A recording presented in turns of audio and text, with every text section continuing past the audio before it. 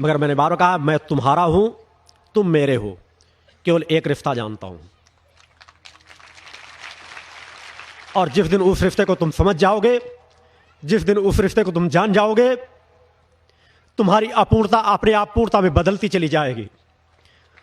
रास्ता एक है, यदि कुआं खोदोगे तभी स्रोता प्राप्त होगा। मैं पानी तो पिला सकता हूं, मगर स्रोता तो तुम्हारे अंदर खोदना ही पड़ेगा। स्थायी यदि जल चाहते हो, यदि स्थायी लाभ चाहते हो, तो यह शरीर नहीं दे पाएगा। स्थायी लाभ देने वाली तो माता आदि जगजननी जगदम्बा है। स्थायी लाभ तो वह तुम्हें दे पाएंगी। अतः वह स्थायी श्रोता, वह स्थायी कड़ी जिस तरह प्रकट सत्ता ने मुझसे जोड़ रखी है, वह स्थायी कड़ी तुम्हारी जुड़ जाए। प्रकट सत्ता तुम्हें स्वीकार कर ले, तुम प्रकट सत्ता के बन जाओ।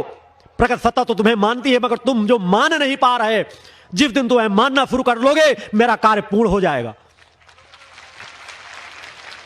मेरा जीवन तो अधिक से अधिक यज्ञों के कार्यों में व्यतीत होना है। मेरे क्षण तो अधिक से अधिक सिद्धाग्नि के समक्ष व्यतीत होना है। केवल मेरे भावों को समझ लो, मेरे विचारों को समझ लो। मैं तुम्हारे सामने बार बार बैठ करके हो सकता भविष्य में चिंतन भी न दे पाऊं, मगर जब तक हूं, उन चेतना तरंगों को अपनी चेतना तरंगे बना लो। कम कम कुछ अनुभूतियां प्राप्त करने के पात्र बन जाओ, तो तुम्हें मार्ग तो मिलने लगेगा, तुम्हें विचार तो मिलने लगेंगे। तो उस भाव पक्ष को पकड़ने का प्रयास करो, धीरे धीरे उस मार्ग में बढ़ने का प्रयास करो।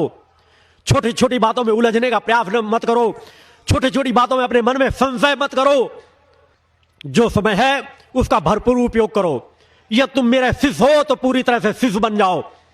यह तुम यहां पर विश्वास करते हो तो 101% करो, नहीं तो तुमको मुझसे जुड़ने की जरूरत नहीं है। नहीं तो घर बैठो, अपना पैसा बर्बाद करके यहां आने की जरूरत नहीं है। मैं तुम्हें जोड़ना भी नहीं चाहता। मुझे जो कार्य करना मैं करके चला जाऊंगा, मुझे जो परिवर्तन डालना मैं डालूंगा अवश्य। मुझे शरीर को चाहे जितना तपाना पड़े, चाहे जितना खपाना पड़े, एक बार नहीं बार बार जन्म लेता रहूंगा, जब तक अपने लक्ष्य की पूर्ति नहीं कर लूंगा। फिर उन विचारों से मैं चाहता हूं अपने आप को जोड़ो, और तुम मेरे बनो या न बनो, मां के बन सको, वह रास्ता देख लो, वह रास्ता जान लो, वह रास्ता समझ लो। एक बार ये तुम्हारी आत्मा में पड़े हुए आवरण छट गए तो फिर कड़ी जुड़ जाएगी। इसलिए मैंने कहा 108 यज्ञों के माध्यम से मैं उसे दिव्य धाम में तुम्हें स्पर्श करा दूंगा, उस दिव्य धाम में खींच लूंगा कि अगर उस दिव्य धाम में एक बार तुम्हारा प्रवेश हो गया तो आगे आने वाले हजारों जन्म तुम्हारे सुधर जाएंगे।